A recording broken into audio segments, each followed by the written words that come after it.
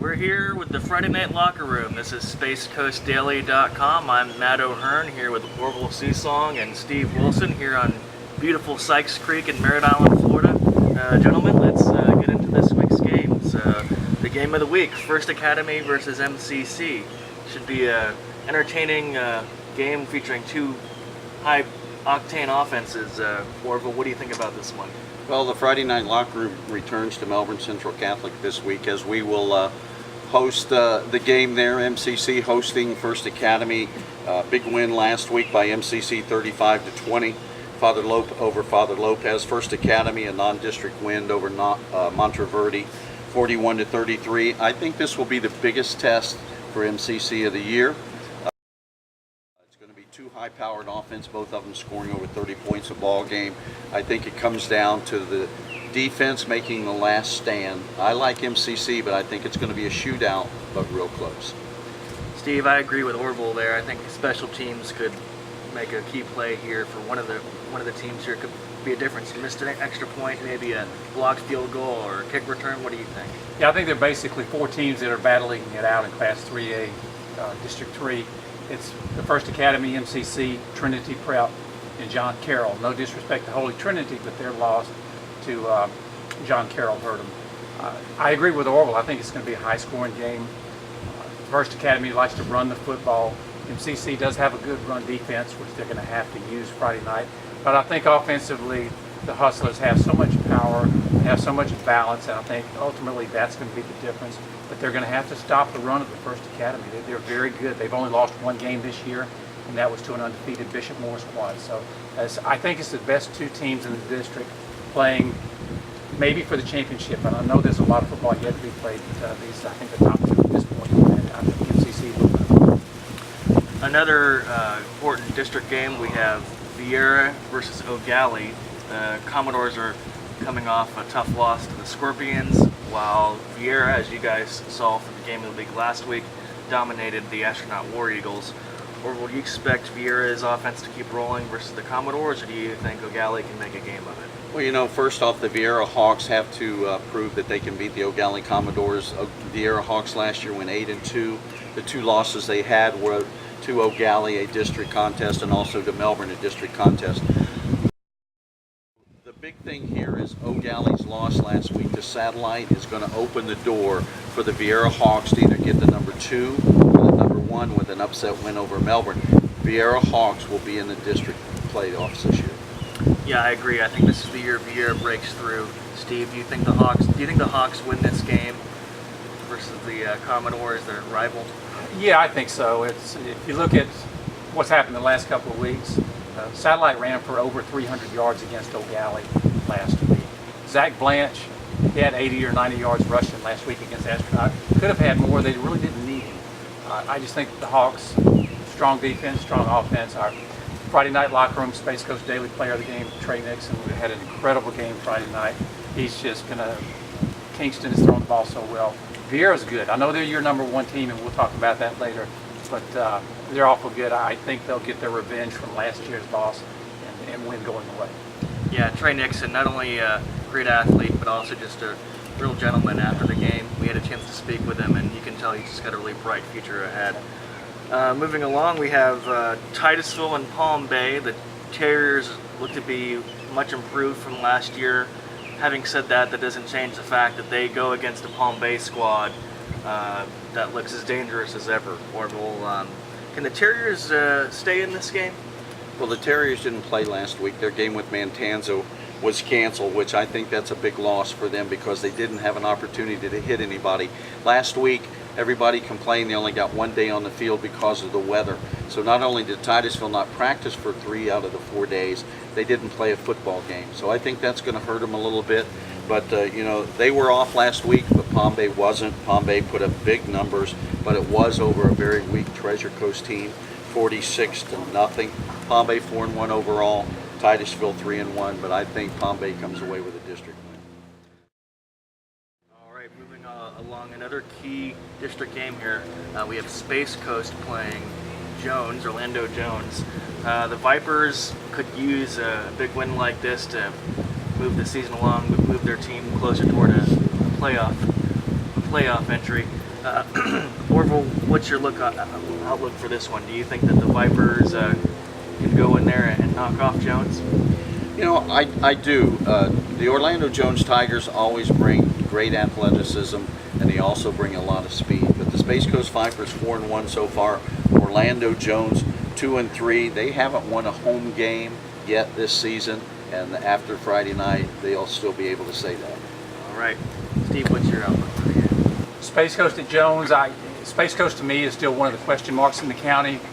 They've only lost one game, but look on the bright side, they scored 95 points the last 2 weeks, but they played Celebration and Cocoa Beach, two teams that are really struggling.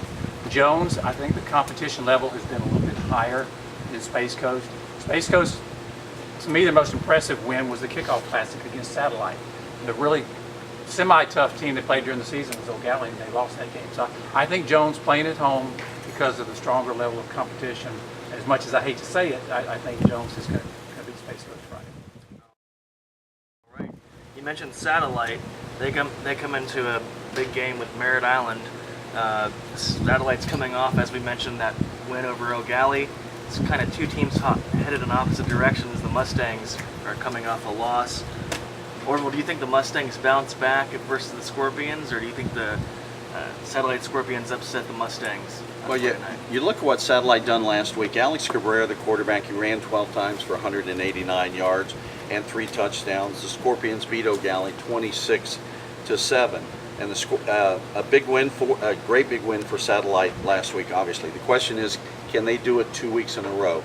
And I really don't think they can. The Mustangs have a loss to 8A powerhouse Oviedo, but it shows the program where they are at right now. So the Merritt Island Mustangs will make those adjustments going back into playing Brevard County teams.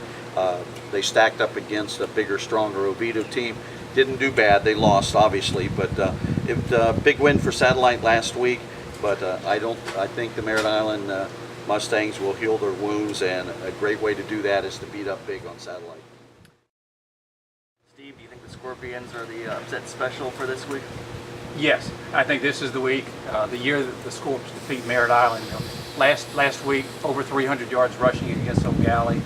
Merritt Island gave up a lot of yards rushing last week. Now, granted, they played Oviedo, and I know that, but I think Cabrera is hitting his stride as quarterback for the Scorps. One of the more unheralded football players in Brevard County. I think one of the top quarterbacks.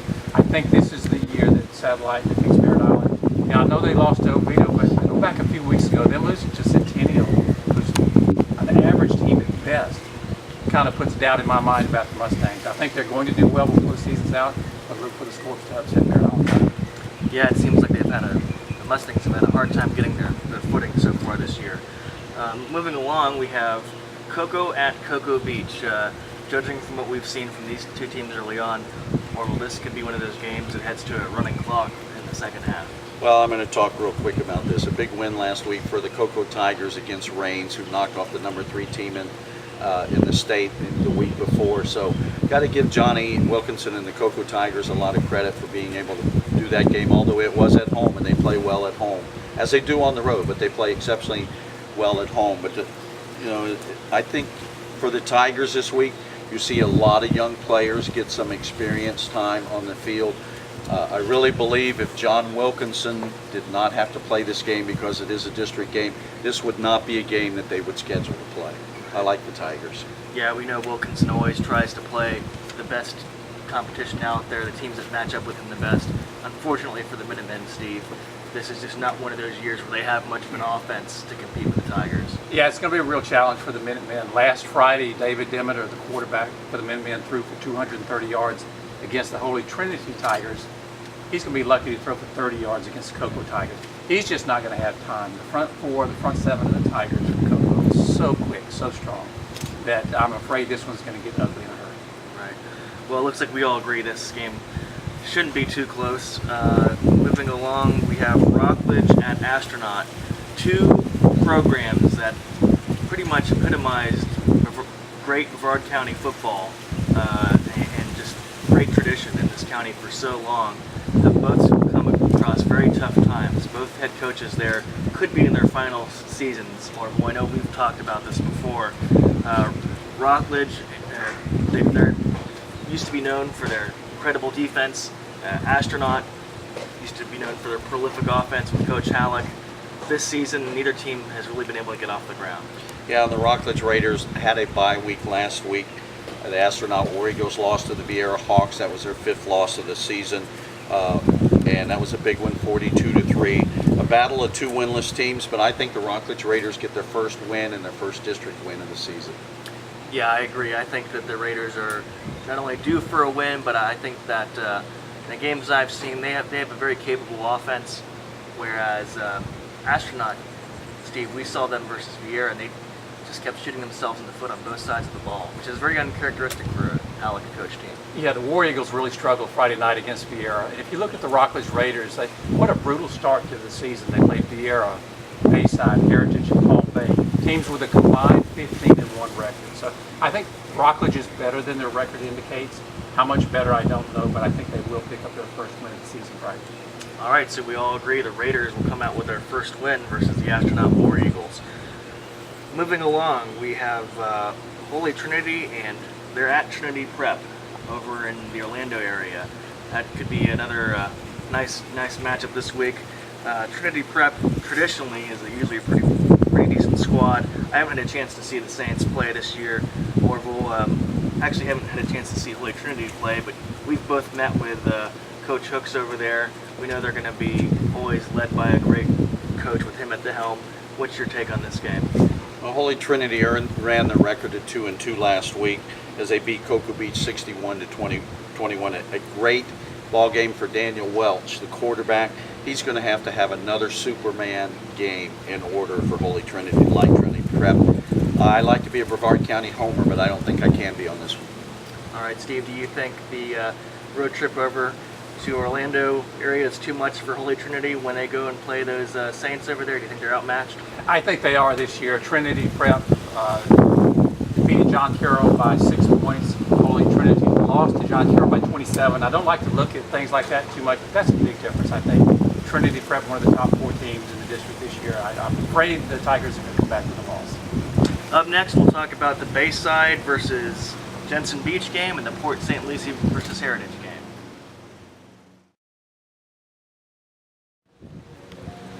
Moving to the south part of the county, we have Port St. Lucie at Heritage. Heritage has been pretty impressive this far. Marvel, what do you think about this matchup? Well, the Heritage Panthers won last week 14-7. They run the record to 3-1 overall. LeCedric King, the running back, had a big game last week for the Panthers. 18 carries for 119 yards. Deshaun Mills, 11 carries for 105 yards. And the guy Steve always talks about came in 3rd this week, and that's Josh Gaines with his runs, 16 carries for 89 yards. I think this 3-headed monster of Heritage Panthers will be too much for Port St. Lucie. Steve, do you think Gaines runs wild again this week? Yeah, I think he can if he wants to, if they turn him loose. Panthers turned the ball over 4 times last week against Okeechobee. That's why it was only a 7-point game.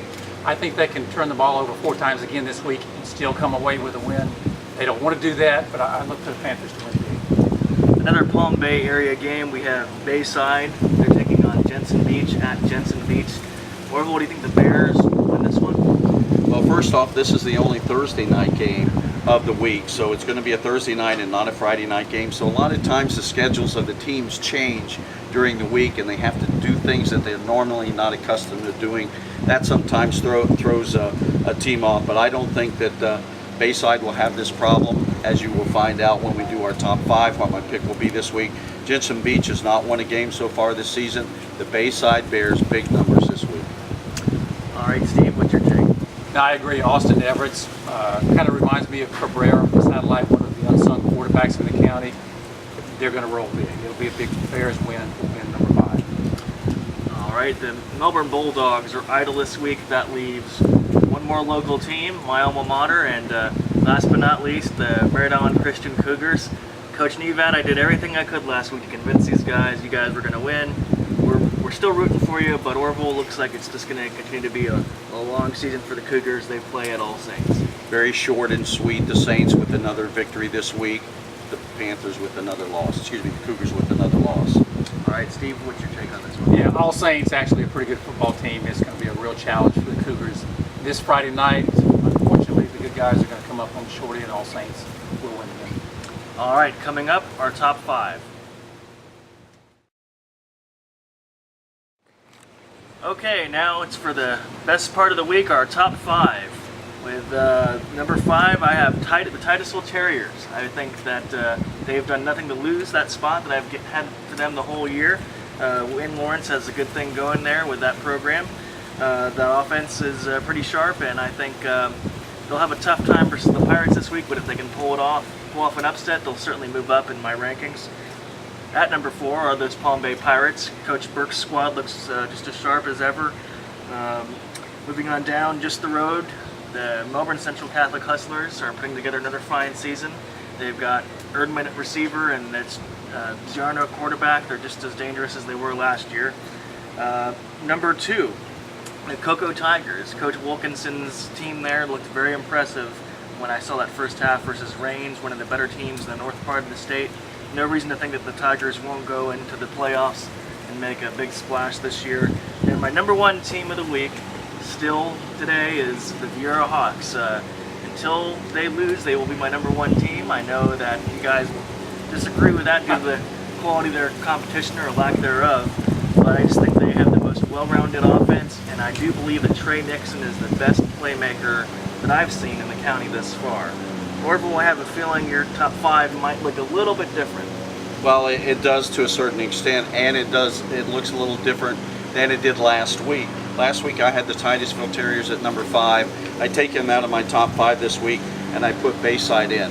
You mentioned the Titusville Terriers. Until they lose, you're not going to take them out. Well, Bayside hasn't lost a game all year, and I took the Titusville Terriers out because Bayside was winning so well and running the ball well over the Titusville Terriers. If those two played, I think the Bayside Bears would win. So that's why I moved Titusville out and moved the Bayside Bears in. At number 4, I have the Viera Hawks. The Viera Hawks put up 42 points last week. Second play of the ball game, a 50-yard touchdown pass from quarterback to Trey Nixon.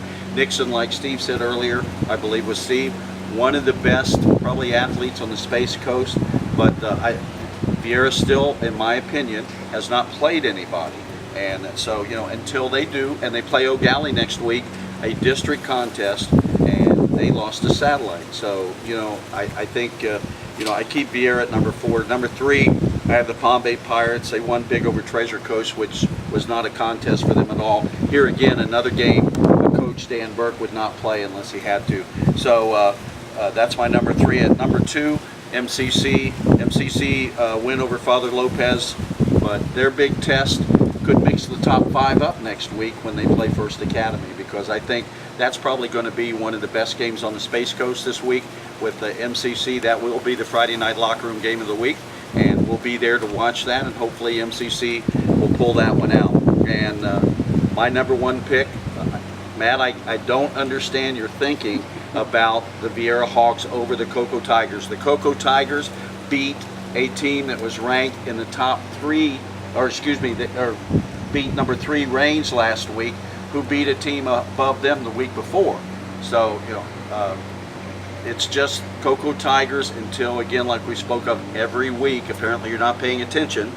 The big thing here is the Cocoa Tigers, until they lose, they're going to be number 1. All right, Steve, I happen to think that your top 5 may look a little bit different than both of ours. Well, I agree with Orville to an extent. Matt's thinking is he's not thinking. When he has the Hawks ranked number 1, there's no way. Well, I'll get to number 1 in just a minute. My number 5 team is the Bayside Bears and Austin Everett's. If there was a 5-team playoff in Brevard County, they could end up a lot higher than that. An undefeated Bears team.